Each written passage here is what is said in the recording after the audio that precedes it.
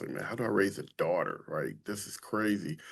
So what did I do? I went to two guys in my church that one guy, he had a set of twins like I did, and then he raised four girls, and then another guy I went to, he had only one child, which was a daughter, but I loved their interaction, right? Just how they talk to their daughters and the fact that their daughters even were coming to talk to them.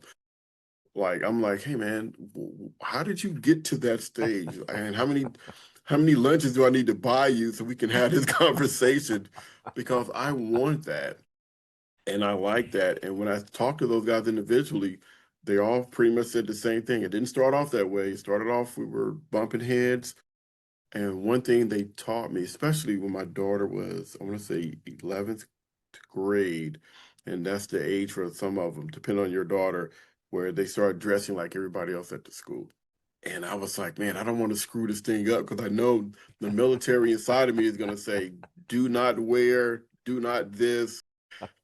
And one of those guys told me, it's like, Darrell, if you come across that way, they're going to do it despite, right? They're going to put it in their backpack. They're going to get to school. They're going to go in the bathroom. They're going to change.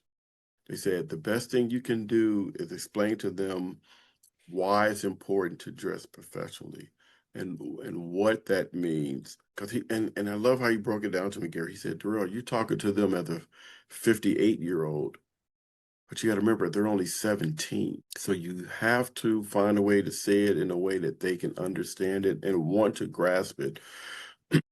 Then I was like, okay, so I can't go and throw all the stuff out the closet that I don't like. He's like, no. He said, you got to find a compromise. And I'm telling you, Gary, if it wasn't for them, I would not have came up with the compromise. I would have did what I thought was the right thing. And like, who cares if they're got feelings or not? I bought those clothes anyway. That's not the right answer. So the compromise that one of them helped me realize was, okay, hey, around the house, you can wear certain things. If we go run certain errands, right, and you're with me or your mom, you can wear certain things. But at school, you will only wear school appropriate attire. And I said, matter of fact, I called the school and I asked them, hey, there's a lot of young ladies that are wearing midriffs. Are they supposed to do that?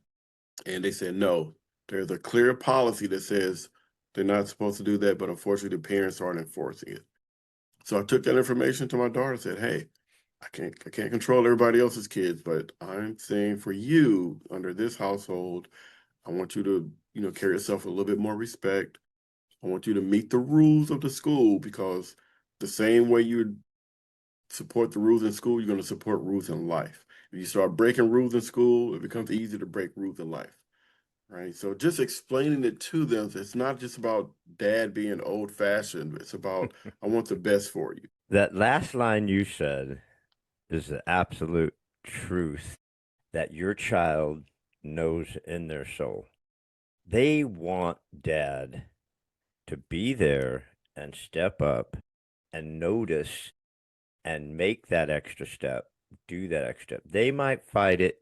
I don't know a single girl who hasn't put the clothes in the backpack and changed at school. Boys just don't do that because we're going to wear the same clothes. We just pick it up off the floor, smell it, Yep. maybe not even smell it. We're just going to put it on It's and not wear as it the next dirty. day. We don't even care, right? But the girls would do that.